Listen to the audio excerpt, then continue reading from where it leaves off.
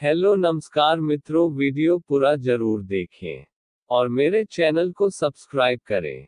मकर का मासिक राशिफल। चंद्र राशि मकर का मासिक राशिफल अगस्त 2020। स्वास्थ्य। यदि आपके स्वास्थ्य पर नजर दौड़ाई जाए तो यह पता चलता है कि राशि का स्वामी राशि में स्थित रहेगा, लेकिन उससे सप्तम भाव में अष्टमेश सूर्य का प्रभाव होने के कारण आपको बुखार, तेज सिर दर्द या शरीर में दर्द की शिकायत रह सकती है। इसके अतिरिक्त आपको स्वास्थ्य के मोर्चे पर थोड़ा सा संघर्ष करना पड़ सकता है, क्योंकि आपका छठा और 12वां भाव कई ग्रहों की स्थिति के कारण एक्टिवेट रहेगा। वहीं छठे भाव का स्वामी बुध छठे भाव में राहु और शुक्र के साथ विराजमान है, जो कि इस महीने गोचर के दौरान 7वें और 8वें भाव में भी जाएगा। यह स्थिति आपको कोई रोग दे सकती है। साथ ही वाहन से दुर्घटना होने के योग भी बन सकते हैं, इसलिए सावधानी पूर्वक वाहन चलाना ही बेहतर रहेगा।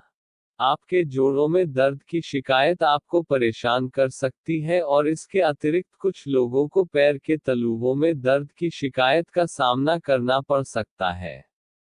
हालांकि आपकी राशि का स्वामी मजबूत स्थिति में है, जिस वजह से ये दिक्कतें कुछ समय के लिए ही रहेंगी और धीरे धीरे आप इनसे निजात पा जाएंगे। फिर भी नजरअंदाज ना करें तो ही बेहतर होगा। करियर। अब बात करते हैं आपके करियर की। आपके दशम भाव का स्वामी शुक्र छठे भाव में राहु और बुध के साथ विराजमान है, जिस पर मंगल की दृष्टि भी है। इसके अलावा दशम भाव पर शनि की दृष्टि भी बरकरार रहेगी, जिसकी वजह से कार्यक्षेत्र में आपके लिए अच्छे समाचारों की प्राप्ति हो सकती है।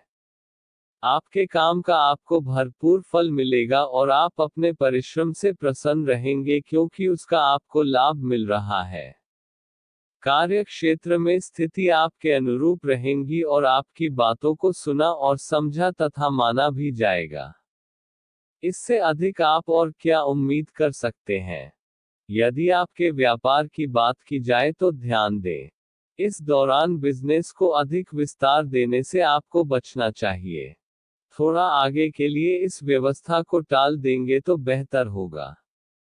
अपने बकाएदारों पर जोर डालें कि वे आपके धन की वापसी करें, ताकि आप बिजनेस में मजबूत तरीके से खड़े हो सकें। आपकी रिस्क लेने की कैपेसिटी बढ़ेगी, जो आपको बड़ी बड़ी डील फाइनल करने में सफल बनाएगी। यह समय नीतिगत रूप से आगे बढ़ने का है, क्योंकि यही नीतियां आने वाले समय में आपके लिए बेहतर नतीजे लेकर आएंगी। प्रेम, विवाह, व्यक्तिगत संबंध। यदि आपके प्रेम जीवन की बात की जाए तो यह मान लीजिए कि प्यार के मामले में आप काफी खुलकर जी सकेंगे और अपने प्रियतम से अपने प्यार का खुलकर इजहार करेंगे, क्योंकि राहु शुक्र के साथ उपस्थित है और बुध उसको बल दे रहा है। ऐसी स्थिति में आपकी बातों से ही प्यार झलकेगा और आपके प्रियतम को यह समझते देर न लगेगी कि आप कब रोमांटिक मूड में हैं और अपना प्यार जताना चाहते हैं। लेकिन ये सभी ग्रह छठे भाव में स्थित हैं तथा इनके ऊपर मंगल की दृष्टि भी है, जिसकी वजह से कभी कभी कोई बात बतंगड़ बन जाती है और उससे रिश्ते पर गलत असर पड़ता है। यही स्थिति आपके साथ भी हो सकती है। इसके अतिरिक्त आपका कोई खास मित्र जो आप दोनों का ही मित्र हो, आपके बीच तनाव की वजह बन सकता है। इसलिए ध्यान रखें कि इस रिश्ते में किसी तीसरे को बिल्कुल भी दखलंदाजी न करने दें, तभी आपकी लव लाइफ ठीक ठाक चल पाएगी। इस दौरान आप किसी लंबी यात्रा की प्लानिंग कर सकते हैं। यदि आप विवाहित हैं तो सप्तम भाव में बैठे सूर्य देव और उन पर पड़ रही शनि की दृष्टि आपको कुछ दिक्कतें दे सकती है, क्योंकि सूर्य और शनि की आमने सामने की स्थिति दाम्पत्य जीवन में तनाव और झगड़े की वजह बन सकती है। इसके अतिरिक्त महीने के उत्तरार्ध में सूर्य आपके अष्टम भाव में जाएगा, लेकिन मंगल चतुर्थ भाव में आकर सप्तम भाव को देखेगा।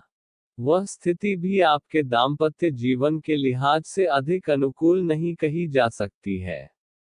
इस प्रकार यह महीना आपके दाम्पत्य जीवन के लिए थोड़ा तनावपूर्ण ही रहेगा। हालांकि दूसरी ओर जब सूर्य आपके सप्तम भाव से निकल जाएगा, तब इस स्थिति में थोड़ा सुधार और आएगा, क्योंकि बुध भी सप्तम भाव में आ जाएगा और आपसी बातचीत से आप अपने मन की गांठों को खोलकर अपने रिश्ते को बेहतर बना पाएंगे। सलाह: इस महीने उपाय के तौर पर आपको काले कुत्ते को रोटी तथा दूध देना चाहिए तथा रविवार के दिन भैरव बाबा के दर्शन अवश्य करने चाहिए। इसके अतिरिक्त आपको नियम पूर्वक गणपति महाराज की आराधना करनी चाहिए और गणपति अथवा शीर्ष का पाठ करना चाहिए। आप चाहें तो अच्छी गुणवत्ता वाला नीलम रत्न भी धारण कर सकते हैं, जिससे आपके स्वास्थ्य में भी वृद्धि होगी और आपको जीवन में कर्म क्षेत्र तथा अन्य सभी मामलों में अच्छे परिणाम प्राप्त होंगे। इसके अतिरिक्त चींटियों को आटा डालना भी बेहतर रहेगा। सामान्य मकर राशि के लोगों की सोच में बदलाव आएगा और वे हर बात के दोनों पहलुओं को समझकर ही कोई निर्णय लेंगे। उनकी निर्णय लेने की शक्ति इस महीने उनके बहुत काम आएगी। उनके साहस तथा पराक्रम में भी वृद्धि होगी, जो उन्हें हर चुनौती का डटकर सामना करने योग्य बनाएगा।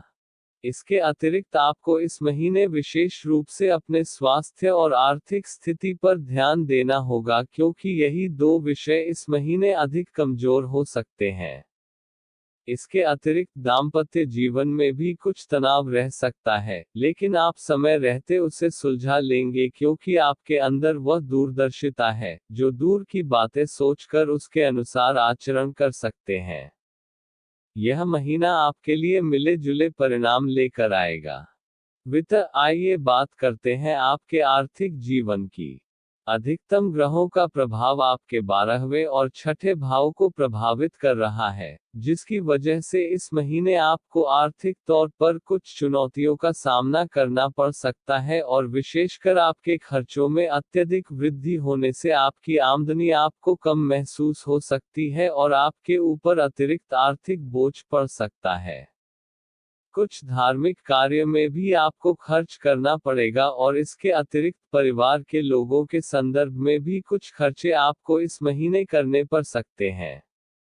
सभी ओर से खर्च होगा और उसकी वजह से आर्थिक दबाव आपके ऊपर रहेगा, जिसकी वजह से आपकी आमदनी कम पड़ सकती है और खर्चे अधिक होने से आर्थिक स्थिति पर बेहद बोझ बढ़ने की पूरी संभावना है। इसलिए आपको अभी से यह सोचना होगा कि किस प्रकार इन खर्चों को कम किया जाए, ताकि आप अच्छी आर्थिक स्थिति में बने रह सकें। कुल मिलाकर यह महीना आर्थिक तौर पर कुछ कमजोर दिखाई देता है। हालांकि मंगल के चतुर्थ भाव में महीने के मध्य में गोचर करने के बाद आपकी आमदनी में वृद्धि होगी और उसका चतुर्थ भाव में आने से आप कोई चल अथवा अचल संपत्ति भी खरीद सकते हैं, जिससे आपको थोड़ा सुकून अवश्य मिल जाएगा। अत्यधिक मौज मस्ती पर भी खर्च करना आपको परेशान कर सकता है।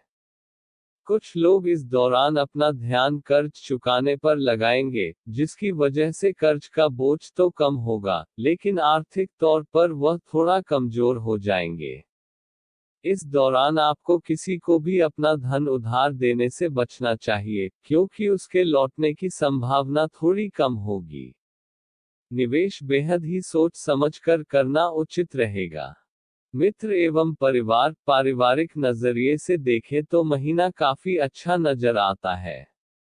परिवार के लोगों को सुख की प्राप्ति होगी और परिवार में सामंजस्य बना रहेगा, जिससे आप भी प्रसन्न रहेंगे और घर परिवार वाले भी।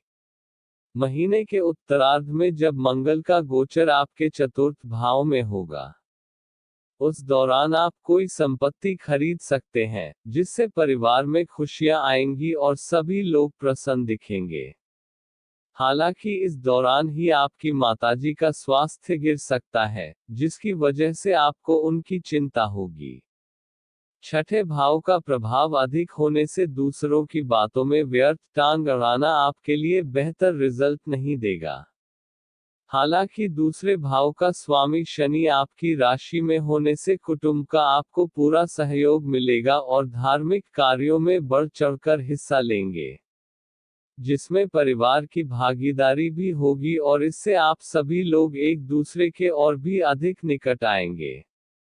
महीने के मध्य में आपके भाई बहन आपके खर्चे का कारण बन सकते हैं, लेकिन आपको उन पर खर्च करते हुए बिल्कुल भी बुरा नहीं लगेगा क्योंकि यह आपको आत्मिक शांति देगा। पंडित धीरज कौशिक जी। वीडियो देखने के लिए धन्यवाद। आपको हमारा वीडियो कैसा लगा हमें आप कमेंट्स करके जरूर बताएं ताकि हम आपके लिए इसी तरह की वीडियो करते रहें। जानकारी अच्छी लगे तो प्लीज लाइक, शेयर, कमेंट्स जरूर करें। अगर आप रोज इसी तरह के वीडियो पाना चाहते हो तो हमें सब्सक्राइब करना ना भूले। धन्यवाद।